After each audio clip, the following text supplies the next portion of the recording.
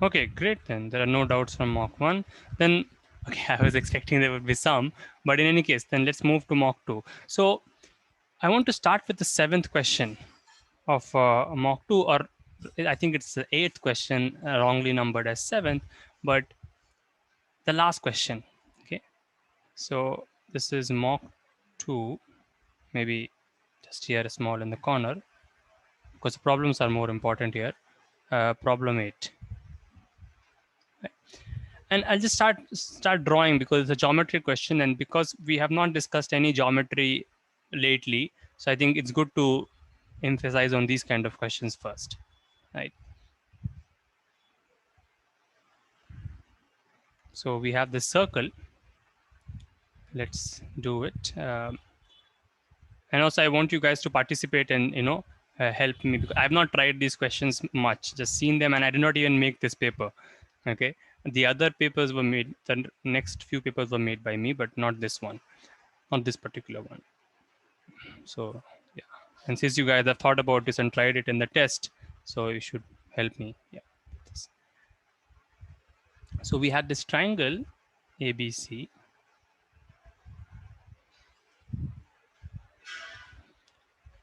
and we have a point. So this is an P is an arbitrary point on the circumcircle. That was in the question. So P is just a point on the circumcircle. And then we are dropping perpendiculars from P.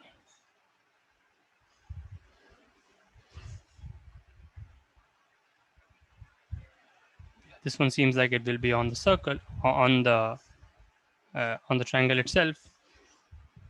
And this one is also on the triangle, surely. And this one, yeah, something is wrong, right? All three cannot be or should not be on the triangle itself.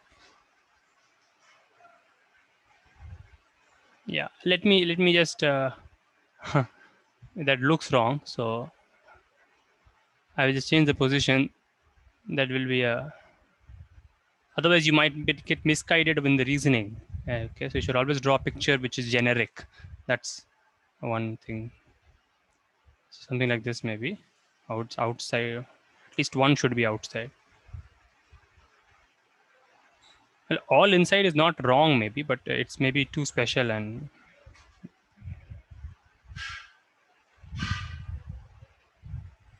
yeah, perpendicular. So we are dropping perpendiculars, and we will have to extend this line.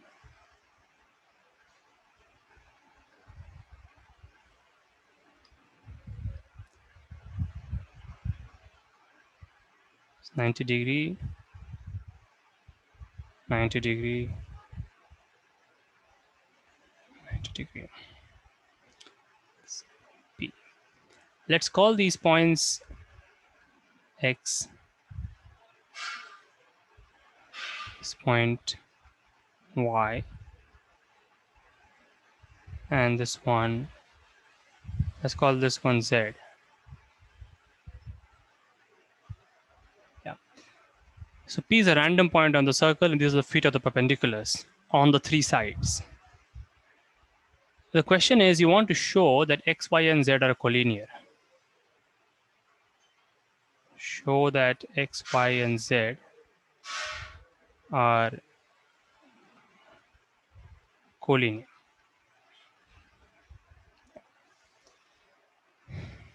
So I suppose some of you would have tried this question.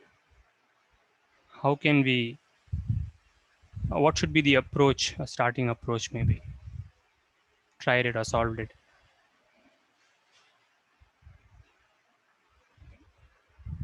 We want to show that these 3 points, X, Y, and Z, are on the same line.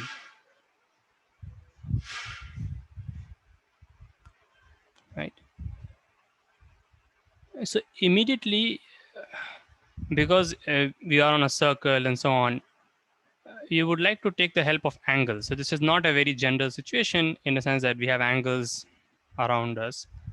Right? For instance, immediately observations that you can make is, and these are usually the kind of things we try to do in these questions, is X, P, Y, A is cyclic.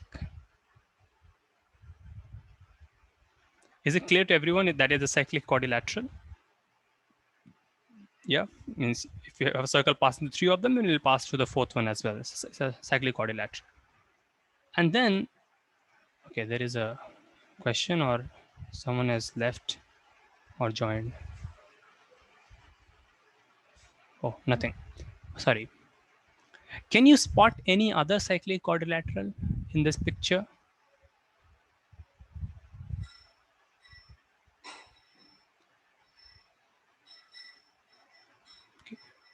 And by the way, this was the approach I was thinking of. So I was thinking that we join these. We join. I don't know what people have tried since no one said anything. So this is what I think of. This is you join x and y, and then you join y and z, and obviously at this point, don't assume that they are collinear. And then we try to take this angle and we try to take this angle. Okay. So what angles? Angle A, Y, X, okay, and angle Z, Y, C. And what do we want to do with this? We want to show that these are the same. Yes,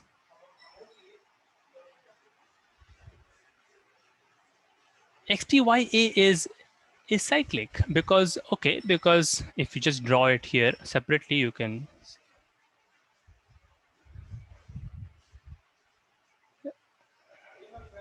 now you think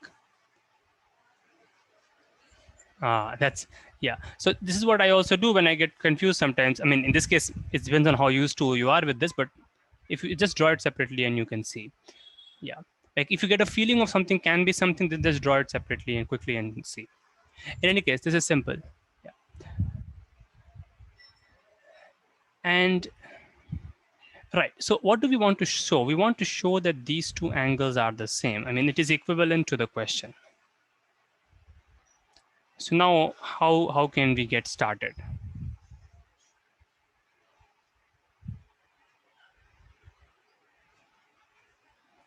We want to say something about AYX and maybe something about ZYC and eventually say that they are the same.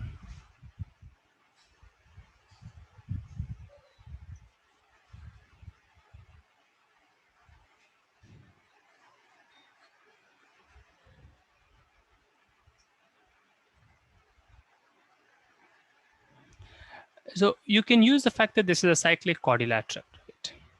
So you would want to move this angle around. You would want to move this angle, let's say, for example, the angle AYX to different places, right? Because if you want any hope of showing that it's equal to ZYC, then you can start moving it around.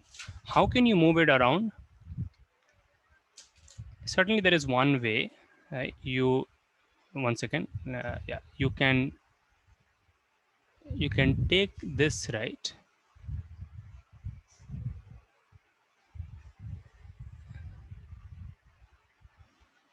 They are the same. Right?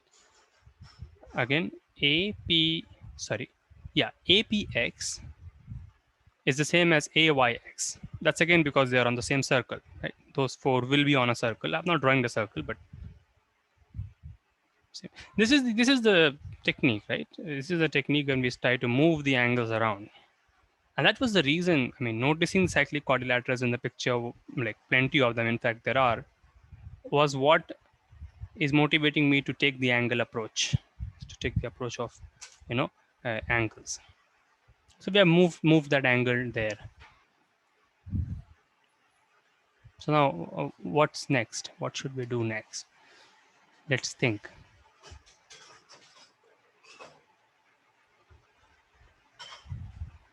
Try spotting another cyclic quadrilateral. There is another cyclic quadrilateral in the picture.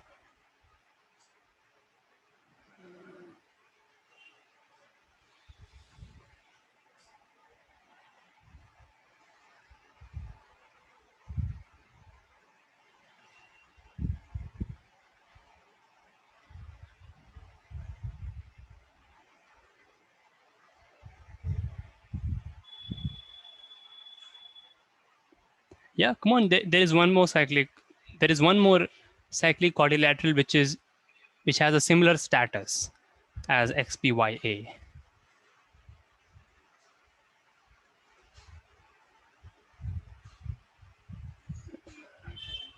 Yes, right. AP APZB. APZB is XX. Okay, right. Yeah, right. XXP. Yeah, I think because of my picture. Right. Yeah, the X is also not clear. So XPZB is also cyclic, right? XPZB cyclic. I mean, this was not. I didn't spot this. I had a different cyclic quadrilateral in mind, which is of a similar nature as XPYA. But then, how can we use this particular one? Hmm.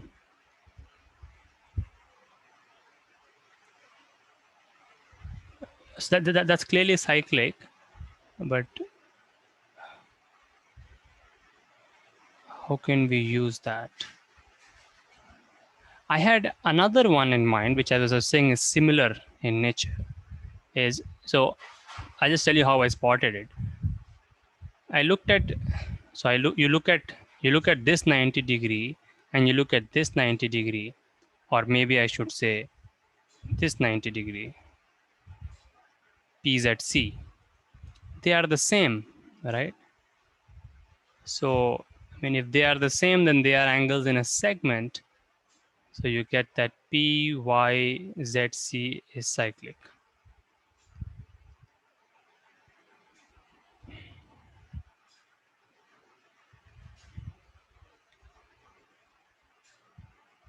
Right?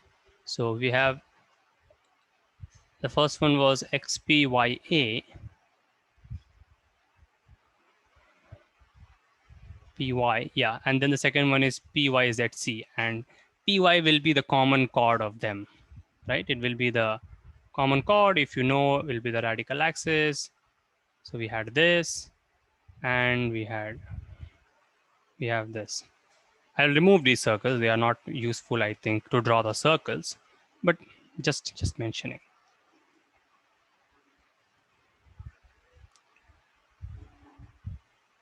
Yeah, just give me 1 second. I'm just looking at something here. It's interesting, but these three are already intersecting.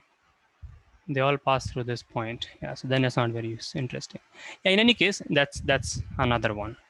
So I was saying that it is similar, right? Why was I saying that? And if there are some alternate ideas, then you can say from XPZ maybe. What I was thinking of is, well, if you have this, then that really gives it, right. It tells you that this is ZYC is equal to ZPC, right? ZYC is equal to ZPC.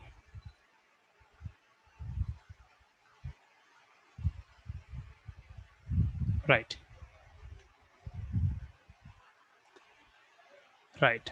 ZYC equal to ZPC.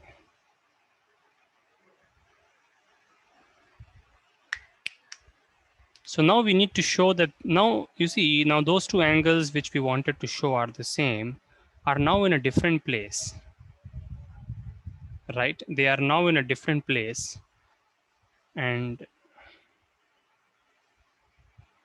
now maybe we can try to show they are the same.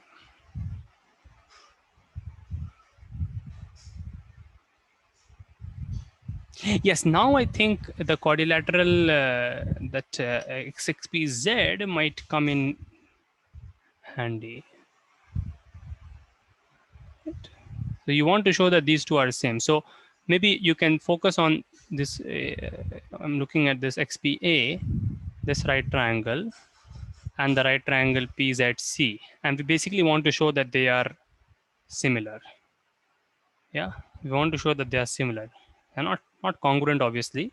They're not congruent by any means, but they are similar.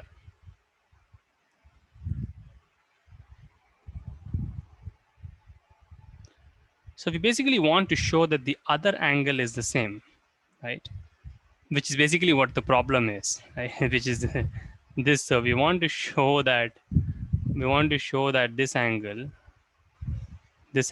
is equal to this angle, but that is in the very definition of a cyclic quadrilateral. That's obviously true, right?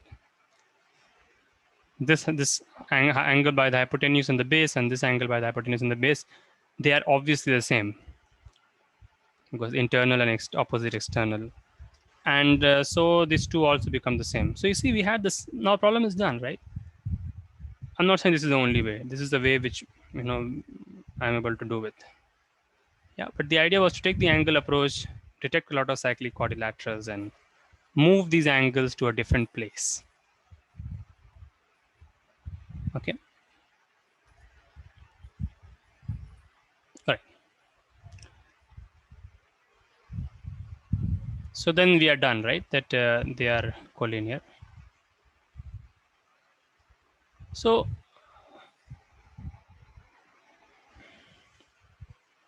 I think one. Just give me 1 second. One more interesting question maybe can be asked is, what can we say about the triangles PA? 1 minute. About the triangles PAC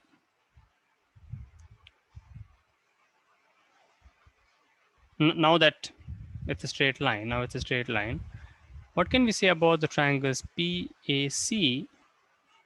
And it seems like it's kind of a rotation, but it's not a rotation because the lengths are changing. PAC and PXZ. Can we say anything about these two? Are they similar? Because see, angle PAC is certainly equal. If you think about this, angle PAC is equal to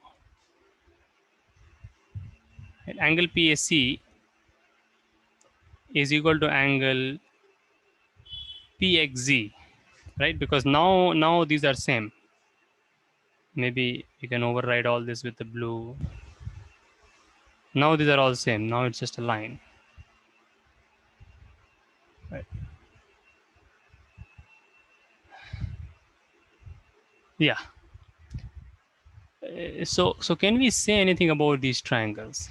That is my question. Can we say that they are similar?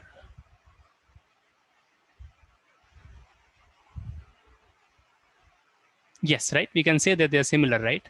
It was bound to happen. I believe that will give us a more interesting proof. But you see, because this angle, this yellow angle here is equal to this yellow thing here, right? Those two yellow angles are the same. PXY is equal to PAY. So those two are the same. And similarly on this side also same thing will happen, right? So those two triangles are similar. So it's kind of like this. You start with PAC, so focus on PAC, start with PAC, and then you rotate it. You rotate it by this angle, whatever that angle is. You rotate it by that angle, and then you sort of dilate it or contract it by the ratio of similarity. Okay.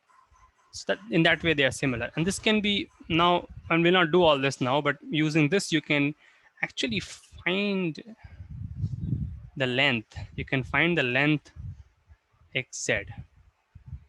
You can actually find the length now very easily. If you know the point P, then you can find the length xz very easily now because of the similarity business, right? Because you will, if you know the cyclic quadrilateral, let's say if you know PA and PC, so you can very easily find that length and the size of the triangle AC, maybe, for example. So that can be maybe the question that you will get. Okay, if I prove that it's a line and find its length. So this is this thing. Okay. So as a further challenge, you can try to show that if, so I mean, for the moment, if we remove the circle, okay, and you just focus on the triangle ABC and P is just a point in space.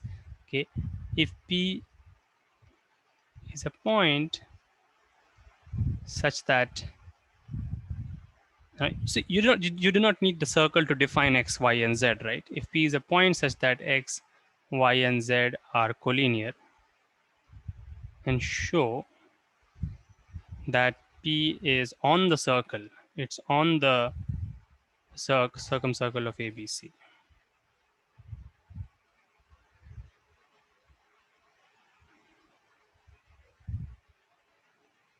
Okay, these kind of things are mostly always true in geometry. Don't want to get into why, what is a maybe reason I think of. I have an opinion about these things, but these things are in general always true.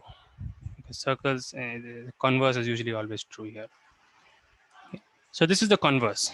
Okay, so if P is a point, then you show that, I mean, if that will be rather easy, right? I mean, you assume that they are collinear, so you will know that this line, I mean, it's very simple, right? I mean, you will get that P is on the circle. You'll get some cyclic coordinate. You'll maybe show that P A, B, C is cyclic. It's very easy to show. Just do it. Okay. That says something very interesting, right? That, I mean, the locus, so it can be framed like a locus, right? The locus of all the points P such that, you know, X, Y, Z is collinear is the circle. It's exactly the circle. There is literally no other possibility. That is the only possibility. Okay.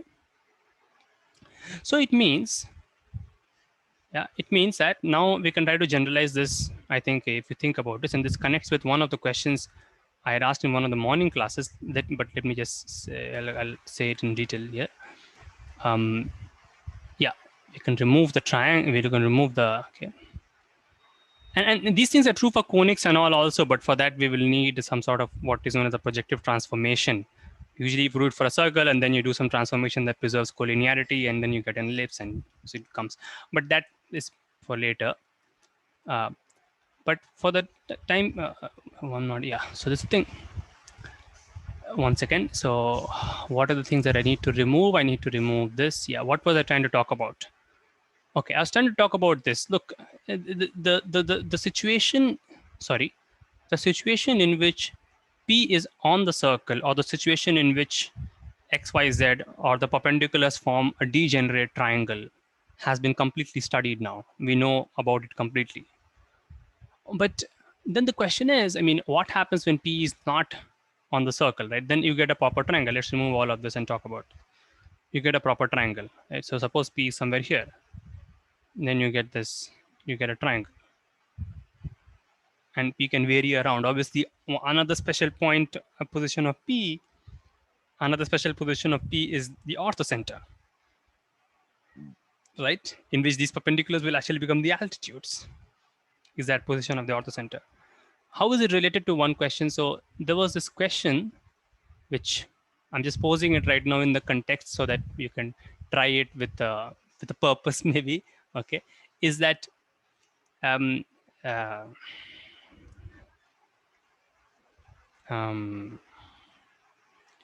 so there was a, yeah, so the first question was like this. You had this triangle, you have this triangle, just an arbitrary triangle, you know, ABC, right? I mean, arbitrary right angle triangle.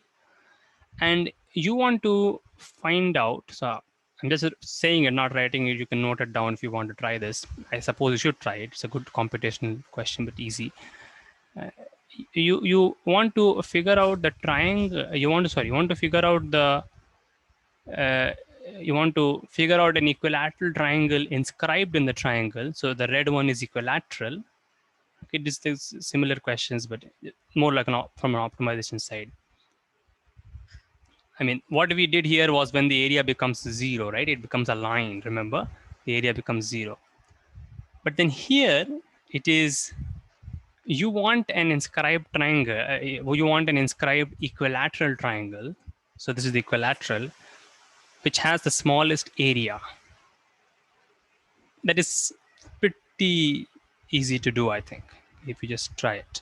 It should be pretty easy to do. Okay, try that. But then more interestingly for us is the following. Given an arbitrary triangle, so please try that question. The next question is, so this is question 1 and this is question 2, is again, it's about, given an arbitrary triangle, describe a way to figure out a triangle here which has the smallest perimeter. Okay, so this is ABC and this is A1, B1, C1. And we want to figure out a way to find A1, B1, C1.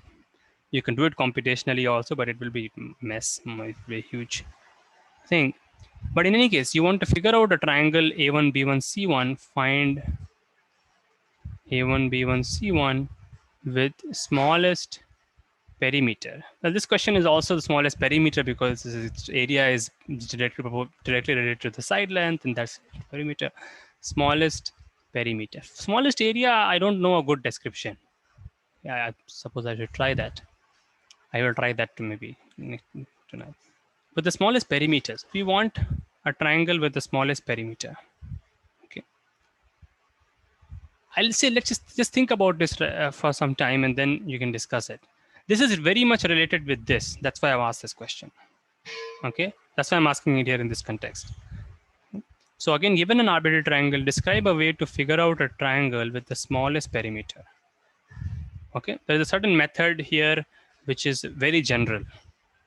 It's very, very general. I mean, a very baby case, baby version of this question would be given a line, okay, and given given a line and given 2 points on one side of the line, find the smallest distance. So that you have to go to the line from the one of the points, go to the river, bring water, and go back to the other place. Find the smallest this distance or smallest perimeter. Maybe you can also put it like that because those two are fixed. And this is very easy to do. You can just do some sort of reflection and do this question.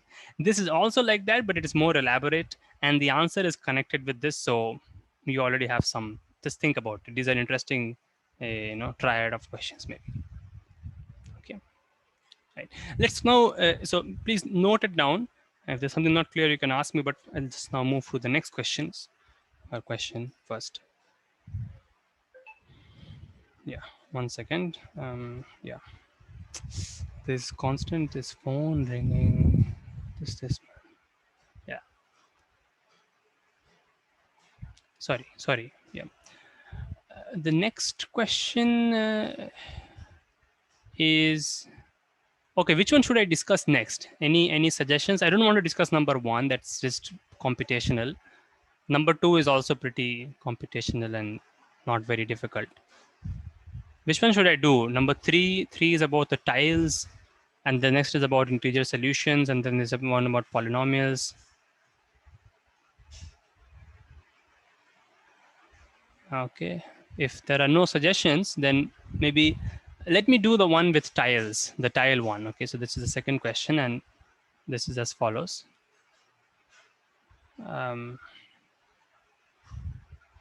It's pretty easy, I think.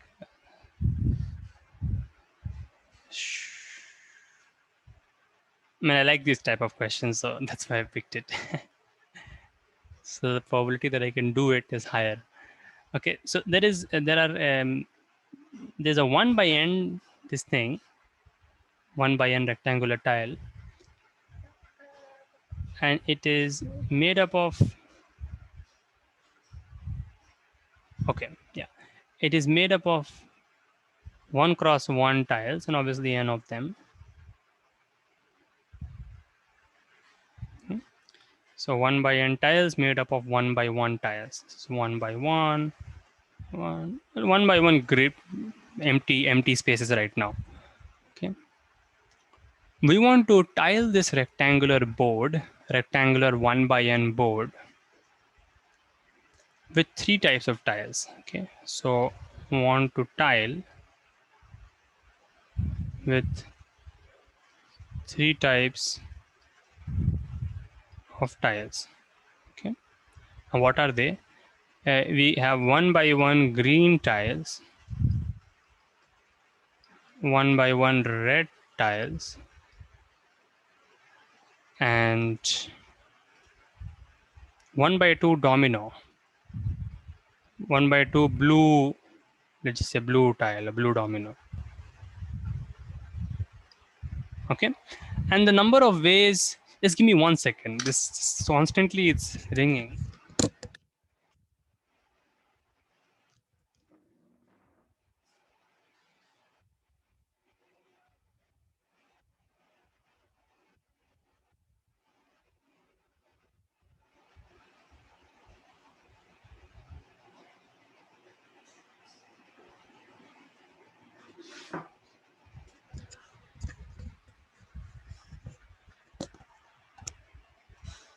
Yeah, so we have these three type of tiles, and the number of ways to do this, the number of ways to tile is Tn. The number of ways to tile an n 1 by n board is Tn, and we want to show that.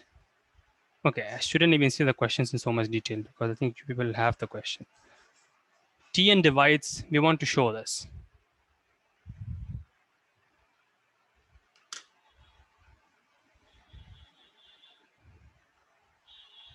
Right.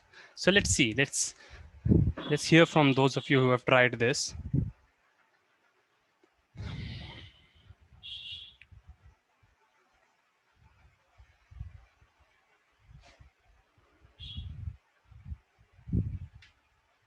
So Tn is clear. Right? Tn is the number of ways to tile a 1 by n board.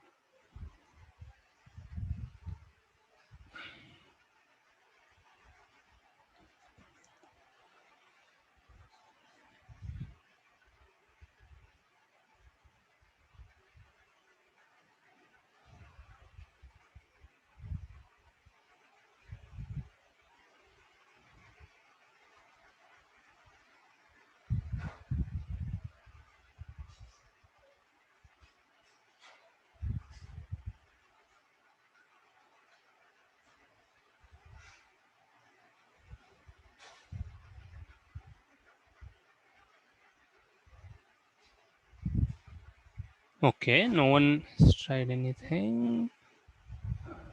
Okay. I suppose there will be one certain way to do this that will be explicitly finding a formula of Tn. Okay.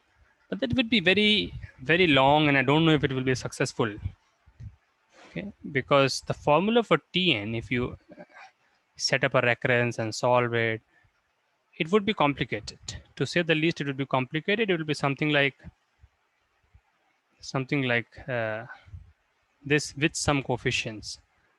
Okay, some coefficients. And these R1, R2, R3 will typically be irrational numbers. You can try to set up a recurrence and do it. I mean, a traditional recurrence, so connecting Tn with Tn minus 1, Tn minus 2. Because if you want to solve recurrence, if you want to construct a recurrence with the perspective of solving it, that's how maybe you should set it up, right? So which depends on the previous few terms. I'll not be taking this approach. This is certainly one approach that you can try to fall back to if there's nothing else, but certainly this is a contest question made with a certain, or exam question. This thing. There are many questions of this type. It reminds me of other questions where you have to prove number theoretic facts. If Fibonacci numbers are co-prime, if the indices are co-prime, by using. So the idea here is that everything here has combinatorial meaning. Yeah. Yes. Can you be a bit louder? I cannot hear. Yeah.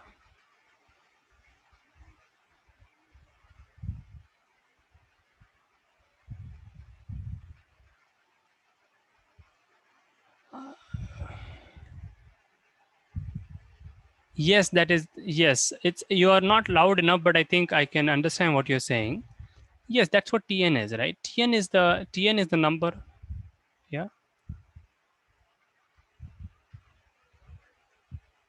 All right.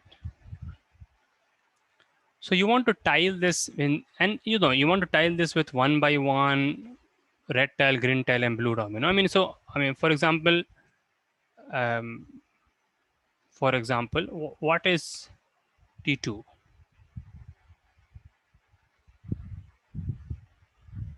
T2 is 3. No, not 3. I mean, you can have a green, green, green, red, red. Sorry, not 3. Red, green, green, red, or you can just have a blue. T2 is 5. It will be a complicated, there won't be any pattern that you can actually spot. I mean, an explicit pattern, it will be a recursive pattern necessarily. No, but it's very natural here that this quotient, it will be very natural here that this quotient will be combinatorially significant. Okay, this quotient will be combinatorial. What do I mean? I mean it will be in terms of Tn or Tn minus, and this is, you can take this as a, again, as a meta theorem. Okay, this will always be the case when you're doing these stylings and systems of visibility happens, because these countings and these things, they don't know numbers. They don't know numbers, right? They don't know multiplication and division and prime numbers. They don't know all that. They don't know prime numbers, certainly. They just know the tiling. This is the world, right? And this quotient um, is usually also of that nature. Okay, I mean, with that in mind, you may have seen some Fibonacci identities, right? FM, Fn, and some m minus one and something like this, right? Equal to one or minus some. This kind of identities come, right, which relate these things and so on. And you see, always it's all Fibonacci. I mean, Fibonacci is related to this kind of tiling. Of course, this is more difficult than that, I think. It's a bit just more complicated and shouldn't say difficult. Maybe. It's combinatorial. No. So the point is that, well, if it is combinatorial, then we should try to connect T2n plus 1 and Tn. Okay. We should try to connect T2n plus 1 and Tn, by a combinatorial, in a combinatorial way. Okay. So it means that we are trying to set up a recurrence. Again, I'm trying to set up a recurrence, but not the traditional recurrence with the perspective of trying to solve the recurrence. But I will be setting up a recurrence which will just connect T2n plus 1 and Tn.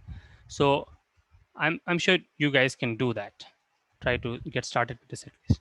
Connect T2n plus 1 and Tn by, so you want to tile, so just, I mean, you won't even in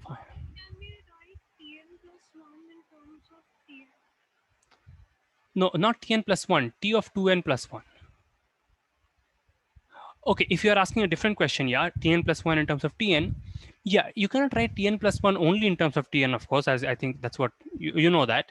But you can, you can write it in terms of, you can write it as a function, is what it means. In terms of Tn minus 2, maybe you will need Tn minus 1 and Tn. Or maybe you will not need Tn minus 1. You can do this, right? Because it just be just put condition on the last tile, something like that. You can try that, right? Just put condition on the last. If the last tile is a green tile, then rest is Tn minus 1. If the last tile is a red tile, then Tn minus 1. If the last tile is a blue domino, then it's Tn minus 2. You understand? You can always make that. But that will not be useful in our situation. It might be. We may be able to solve it and eventually do the problem like that, but that will not be very useful. Okay, that will not be the essence of the question, at least. And also it will be, I think, more messy than what we'll do. So that can certainly be done. Sorry, T2n?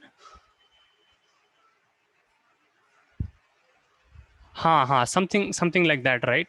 So how is this true? Okay, so let's, no, but that is not the only way. But let's pursue what you're saying. I mean, that's the kind of thing I'm also saying. So if you take a Tn and you take the first n and then you take the last n, okay. So how can you tile 2n things? Yes, as you are saying, the first, you can tile the first n, that is in Tn ways. So we are trying to tile 1 by 2n this thing, and as you said, as has been said, we can tile the first n and the other and the last n, and the Tn square. No, but that's not the only way to do it. What is the other way?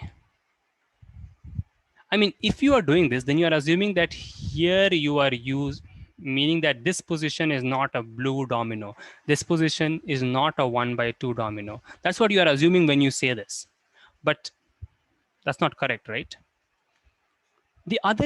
So this is one possibility. If there is a line here, if the, that's what's combinatorially called, if you can break the tiling at the point n, meaning that n minus 1th and nth and nth and n plus 1th, that is, if this is not one tile, if this is not one blue, if this is not one blue tile, then you can do what you have done. But the other possibility is when there is a blue tile there. but it's easy enough still, because if there is a blue tile there, then this is n minus 1, and this is also n minus 1. So this is then Tn minus 1 square.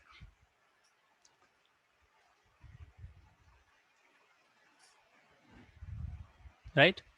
And this is the correct, this is, I think it's correct, because that's what this is the only, that's the only other possibility that was remaining.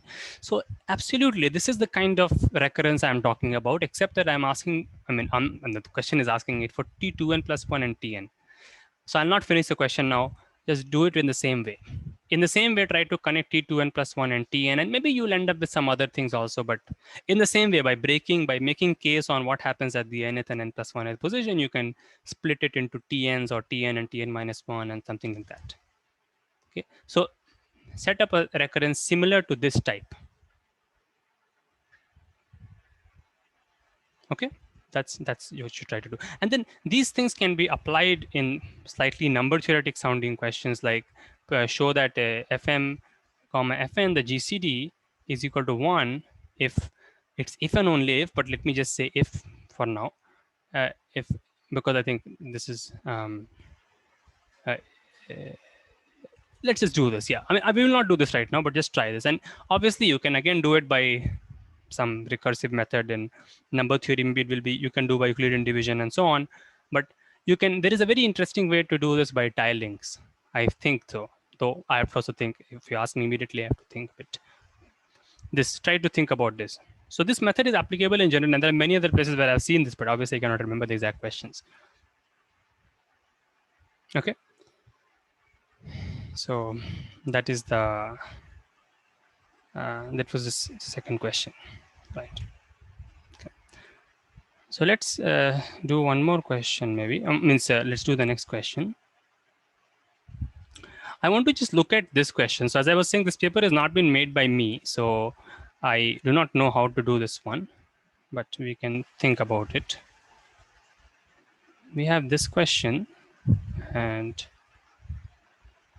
it looks very strange.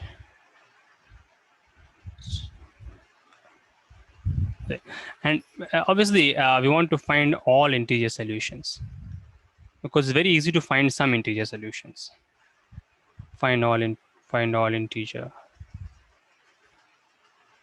solutions.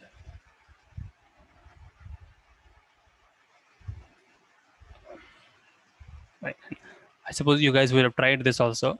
So yeah, let's see what we have done.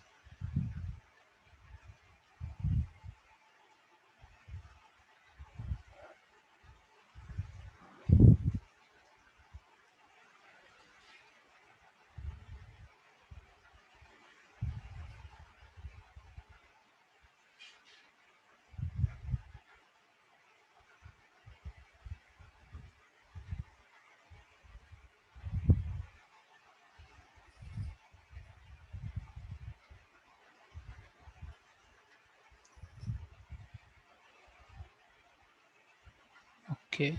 Okay, please let me know what you have tried. I mean, I have not, I don't remember what you guys tried. I saw the answer sheet, but I don't remember what which one of you tried. And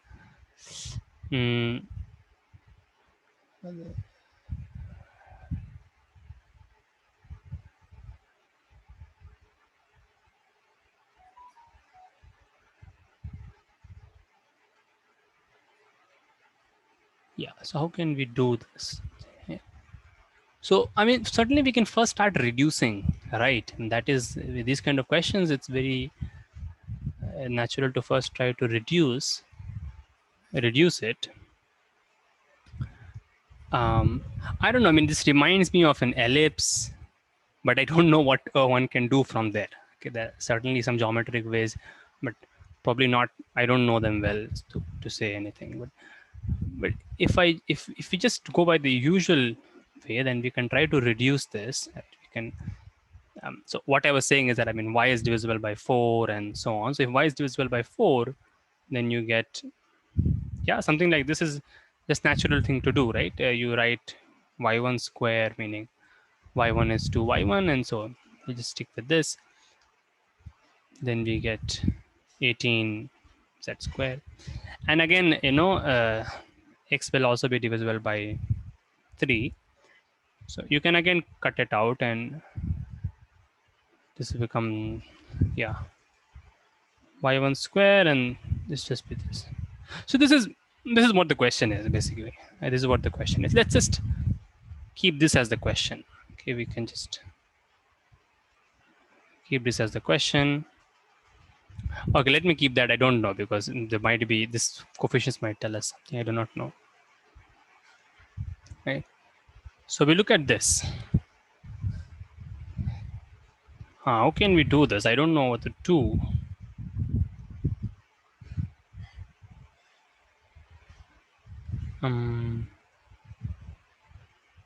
Right. So there is a 2 here, right?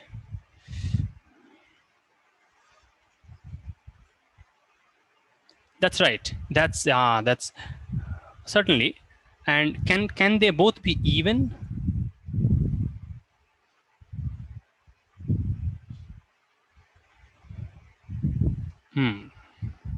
Okay, let's see. So if x is even, then this will become 0 mod 4. No, wait. Once again now. So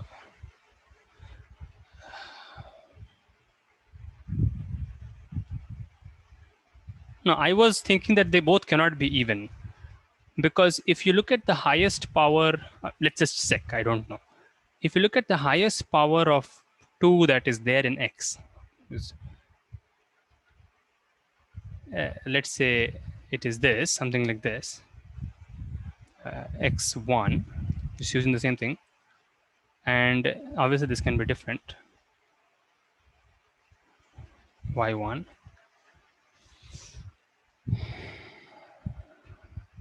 Then you can obviously, I mean, then x square plus y square will be the highest power of 2 in x square plus y square. That's also denoted by this. The highest power of 2 in x square plus y square. So x1 and y1 are odd. I might be wrong in this. Let's be just doing this. This will be 2 times minimum of m and n, right? Because you can imagine if you just put it here, right? It becomes 2 to the power 2m x1 square plus 2 to the power. Oh no, that's that's exactly, I'm wrong. So I'm wrong because I think if you have this and then wait a minute, why are we even doing all this? Sorry. You are right. It's obviously possible. You can even find solutions where both are even. But what I was saying, why I was saying that both should not be even is the following. I mean, I was saying that the smallest solution, smallest, by smallest, I don't mean by, I mean the most primitive solutions, okay, x and y have to be both odd. Because my point is that, look, if x and y are both even, then you can further reduce the question, right? If x is, that's what I was just should have just said. If it is this, then z has to also be even, right? It implies that. So if it is this, or yeah, I don't need the if, I have this, but it is this, but z is also even then. And then you see, right? You just come back to the exact same thing. Okay.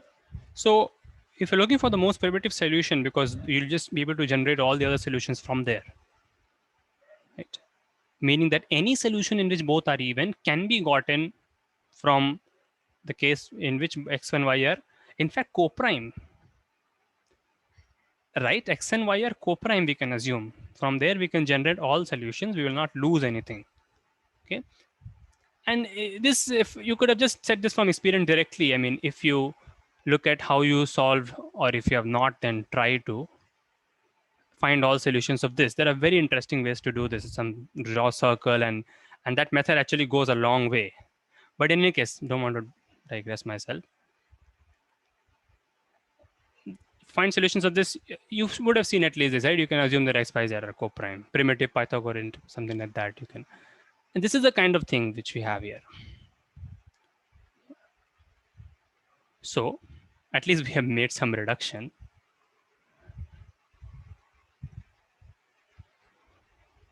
So assume x, y, and z are pairwise co-prime, meaning that any two are co-prime. Okay. So even the 2 couldn't save. If it was a 4, then maybe a different thing. Yeah. But since it's a non-square, that's at least in z, it's a non-square in the integers. Right.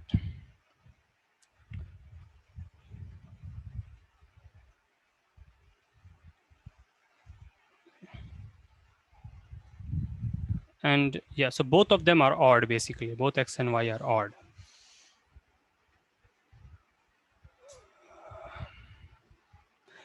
So there is one approach that you can try, and I do not know if that will work. Okay. One approach that you can try is actually put x and y to be odd, 2x plus 1 or something, and just try to do. I'm not very hopeful of that approach in this question. Okay. Can anybody find solutions to this? Are there any interesting? I mean, obviously, if x and y are equal, then that's a solution. You all see, right? I mean, obviously, x equal to y and x equal to minus y. If in the question they just ask find infinitely many solutions, then you can. You could not have maybe done it easily from here, but from here you can easily say that there are infinitely many solutions. Okay, that I think that says something interesting about the geometry of this thing. But in any case, x equal to y and x equal to minus y, right? These are obviously. I think there are two ways to use complex numbers that I can think of. One is which I cannot explain much, and one is which I can explain a little bit at least. Okay. Yeah. So let's come to the complex numbers thing. So this is not going much anywhere. Yeah, but we found infinitely many solutions. That's there. But the problem is that if you think a little bit, there are also non-trivial solutions, right? 7 square plus, I'm just coming to the complex number thing. You have 5 square. So that is like there is something to this problem. So we cannot use infinite descent and so on, and those kind of things. I think there are two ways to use complex numbers. So one is the non-trivial way, which I'm just saying as a just math fiction kind of thing, is there is something which I am trying to get at. In a year, I might be able to get there if I study hard enough, and that is something like this. This is a kind of an ellipse, right? This is kind of an ellipse and my explanation might be a little wrong, but this isn't. So the idea is that instead of looking for integer solutions, okay, instead of looking for integer solutions, what mathematicians do, what is done in actual maths, the way they actually do these questions, is they instead look at rational solution. Because it's a homogeneous equation, they look at rational solutions. So they look at the corresponding curve. Okay, and this will obviously you can bring the square root down and so on. You will get a rational curve. I will come to the real way of applying complex number, which is what at least we can do. Try. This will get some curve on an ellipse, right? So you look at this and you try to find rational points in this ellipse. Now there are several ways to do that.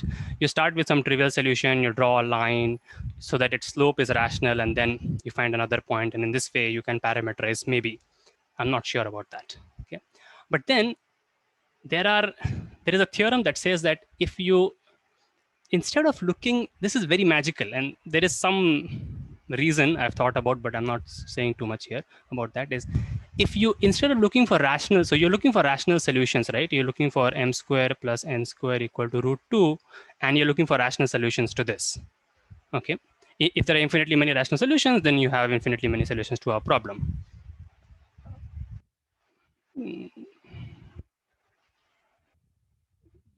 Yes, right. Yeah, because you can always make the denominator same, and so on, so on. Yeah, you can always. It's basically rational solutions to this. But what they do is, instead of looking for rational solutions, they look at complex solutions.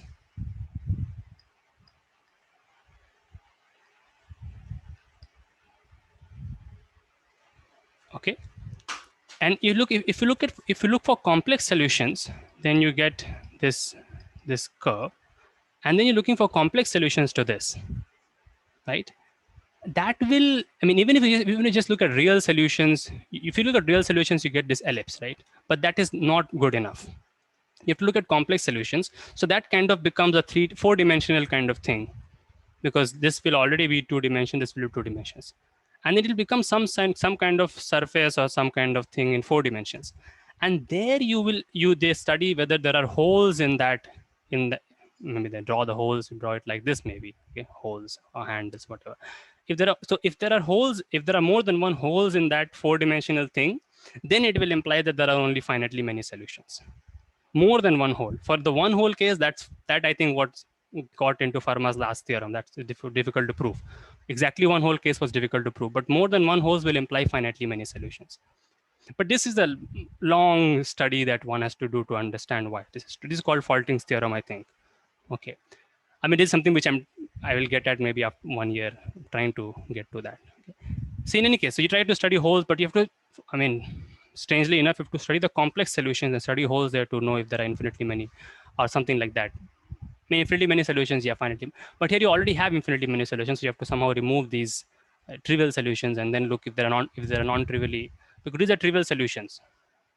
These are trivial solutions. I mean, not these. I mean, in which x and y are equal. In any case, that's mostly not useful, but certainly very strange things. The trivial method is the following. You do the, so I will show this method in the case of first in Pythagoras theorem. Okay, you factorize it.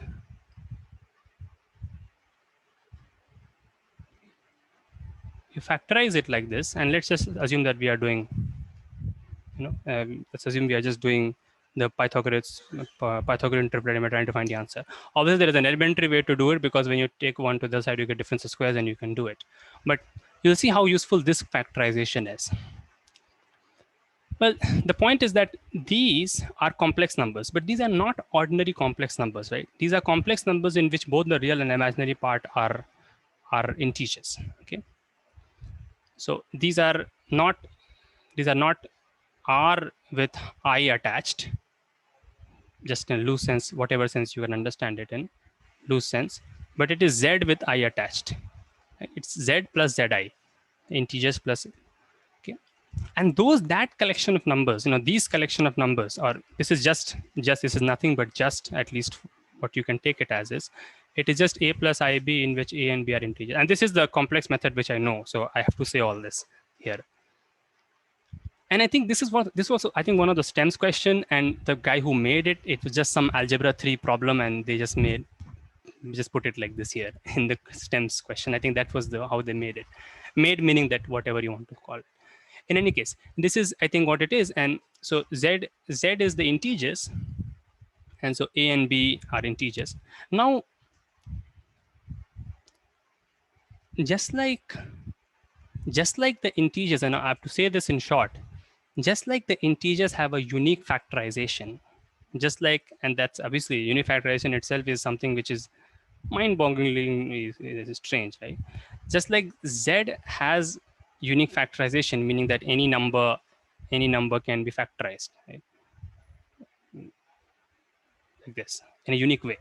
Okay, so out of that says that integers are infinite dimensional in some sense. There are infinitely many components. Okay. Just like the integers can be uniquely factorized into things that cannot be further broken down. These are things which cannot be further broken into irreducibles, more importantly, more specifically primes. In the same way, if you take any number in Z plus in Zi, you can take the number 2, for example, which is relevant to our question also. You can factorize it. For example, obviously you can do it like this, and this is unique. Okay, you can factorize it and you can uniquely factorize it.